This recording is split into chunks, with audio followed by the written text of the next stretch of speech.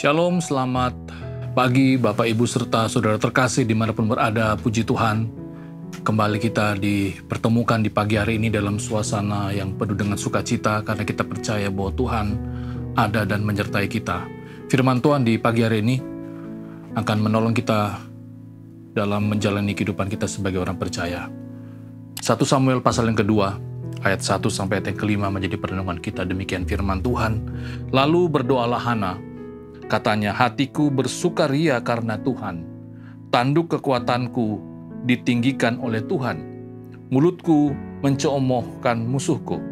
Sebab aku bersukacita karena pertolonganmu. Tidak ada yang kudus seperti Tuhan. Sebab tidak ada yang lain kecuali Engkau. Dan tidak ada gunung batu seperti Allah. Janganlah kamu selalu berkata sombong. Janganlah caci maki keluar dari mulutmu. Karena Tuhan itu Allah yang Maha Tahu, dan oleh Dia perbuatan-perbuatan diuji. Busur pada pahlawan telah patah, tetapi orang-orang yang terhuyung-huyung, pinggangnya berikatkan kekuatan. Siapa yang kenyang dahulu, sekarang menyewakan dirinya karena makanan, tetapi orang yang lapar dahulu, sekarang boleh beristirahat. Bahkan orang yang mandul melahirkan 7 anak, tetapi orang yang banyak anaknya menjadi layu. Demikian bacaan firman Tuhan kita. Kita bisa melihat bagaimana ini adalah bagian dari puji-pujian Hana, bagian dari pujian syukur atas berkat yang Tuhan berikan kepada Hana. Kalau kita melihat Ibu Hana ini menjadi contoh dari teladan iman dan ketabahan dalam menghadapi pergumulan hidup. Dalam konteks Ibu Hana saat itu adalah bicara tentang bagaimana dia bersusah hati, bersedih hati, Tuhan tidak memberikan dia keturunan. Ya, sampai kita bisa melihat Tuhan menjawab doanya dengan memberikan dia anak, yaitu Samuel yang menjadi abdi Allah. Dan kita melihat bagaimana ekspresi dari Hana ini. Dia memuji Tuhan, menyembah Tuhan, bersyukur atas berkat yang Tuhan berikan kepada dia. Tetapi kita bisa melihat bagaimana Hana ini mempersembahkan anak yang sudah dia nantikan ini untuk mengabdi kepada Allah. Jadi bukan dia bawa untuk dia rawat sendiri, dia pelihara untuk menemani dia pada masa tuanya, tetapi dia memberikan Hana ini, dia persembahkan Samuel ini kepada Imam Eli, agar anak ini dapat mengabdi kepada Tuhan. Yang menarik dalam bacaan firman Tuhan kita, ada satu kalimat di ayat yang pertama, hatiku bersukaria karena Tuhan, tanduk kekuatanku. Ada kata tanduk di sana, Bapak Ibu Saudara terkasih. Kalau kita melihat konteks kata tanduk dalam dunia binatang, tanduk adalah gambaran dari kekuatan, gambaran dari kehormatan, gambaran dari kebanggaan. Kalau hewan tertentu tidak punya tanduk, wah itu bisa dikatakan dia tidak bisa bersaing, dia tidak bisa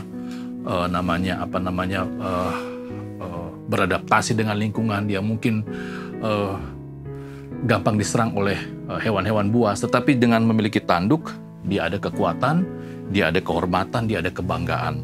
Nah, dalam bacaan firman Tuhan kita, dalam konteks Ibu Hana, tanduk di sini adalah harga dirinya, ya, di mana kita tahu bahwa harga diri kehormatan dari Ibu Hana bahwa dia tidak memiliki anak, ya, tetapi dalam proses pergumulannya Tuhan menjawab itu, yang dimana tanduk yang dia digambarkan tadi Tuhan pulihkan kepada dia. Makanya di ayat yang pertama dikatakan, hatiku bersukaria karena Tuhan, tanduk kekuatanku ditinggikan oleh Tuhan. Tanduk kekuatanku ditinggikan oleh Tuhan. Dalam kehidupan kita sebagai orang percaya, sebagai orang Kristen, jangan kita bersandar kepada tanduk kekuatan kita sendiri dalam konteks kita. Ya, mungkin kita bersandar kepada keluarga kita. Mungkin keluarga kita orang berada, mungkin kita punya anak-anak yang luar biasa Tuhan berkati. Mungkin kita memiliki harta kekayaan, harta yang melimpah, 7 turunan misalnya. Kita punya aset yang banyak. Atau mungkin kita punya tanduk pekerjaan, ya, punya posisi yang strategis dalam sebuah jabatan, punya bisnis yang berkembang yang baik. Yang kita anggap itu sebagai tanduk kita, sebagai hal yang kita banggakan, sebagai kehormatan kita, sebagai hal yang unggul dalam kehidupan kita. Tapi dalam kehidupan iman kita sebagai orang percaya, mari kita bersandar kepada Tuhan yang adalah tanduk kekuatan dan keselamatan kita. Apa yang kita anggap berharga di dunia ini, itu bisa saja hilang. Sama seperti dalam konteks dunia binatang, tanduk itu tidak abadi. Kadang-kadang tanduk itu patah, tanduk itu harus gugur. Begitu juga dalam apa yang kita banggakan. Mungkin pekerjaan kita bisa saja segera berakhir karena kita pensiun. Mungkin posisi kita bisa saja digantikan oleh orang lain. Mungkin anak-anak kita mungkin dalam suatu keadaan bisa mengecewakan kita, atau banyak hal yang mungkin kita tidak mengerti, kita tidak pahami. Tapi mari kita terus bersandar kepada tanduk yang utama, tanduk keselamatan kita, kekuatan kita yang paling utama, yaitu Tuhan Yesus sendiri. Karena Dia tidak akan pernah mengecewakan kita, Dia tidak akan pernah meninggalkan kita, Dia tidak akan pernah lalu daripada kita. Kiranya firman Tuhan di pagi hari ini kembali lagi dapat menolong kita agar kita sungguh-sungguh percaya dan berharap hanya kepada yang utama dan terutama dalam kehidupan kita, yaitu Tuhan itu sendiri. Mari kita berdoa. Tuhan, terima kasih. Kami bersyukur bahwa jika hari ini Tuhan berikan kepada kami, ini adalah sebuah anugerah. Dan kami bersyukur untuk itu. Dan mampukan kami agar kami dalam kehidupan kami sebagai umat, sebagai orang percaya, menjadikan Engkau sebagai yang utama, sebagai sumber kekuatan kami, sebagai hal yang paling kami banggakan, melebihi dari apa yang kami miliki, melebihi dari apa yang kami capai, melebihi dari apapun yang berharga di dalam kehidupan kami saat ini. Terima kasih Tuhan, ini doa kami.